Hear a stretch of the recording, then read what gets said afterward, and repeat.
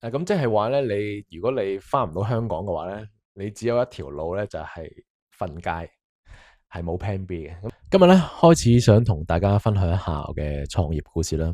咁我相信我得嘅話咧，大家都應該會得嘅。咁故事咧由2002年5月開始講起嘅，咁大概4年前左右啦。咁嗰陣時我仲喺上海嘅，已經隔離咗2個月左右噶啦。係上海疫情最嚴重嗰陣時嚟嘅，咁我唔知要隔離幾耐啊，實在係頂唔順啦，咁所以最後咧都選擇咗翻香港啊。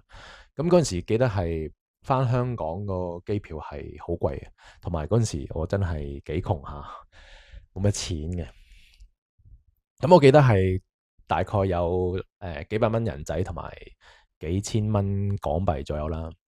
咁仲有一個風險嘅就係你只要出咗門口一步咧，你就唔可以再翻門口噶啦，即係你唔可以再翻屋企啦，你只有出冇入嘅。咁即係話咧，如果你翻唔到香港嘅話咧，你只有一條路咧，就係瞓街，係冇 Plan B 嘅。咁喺出門口之前咧，我就煮定咗好多雞蛋帶上爐，因為我驚真係冇嘢食啦。嗰陣時嘅食物係好珍貴嘅。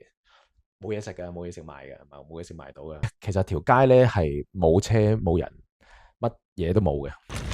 依家7點半，走咗行咗40分鐘到啦，就走到機場。機場附近冇人，一個人都冇。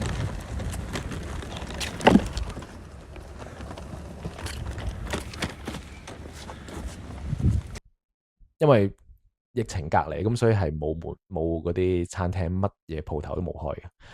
咁同埋有一樣嘢就係你冇車去機場嘅，咁所以你只有一條路就係行去機場。咁好彩咧，我嗰陣時係住得比較近機場嘅，大概行咗個零2個鐘就到機場。咁唯一有嘅嘢咧就係你自己去機場搏一搏嘅心態啦。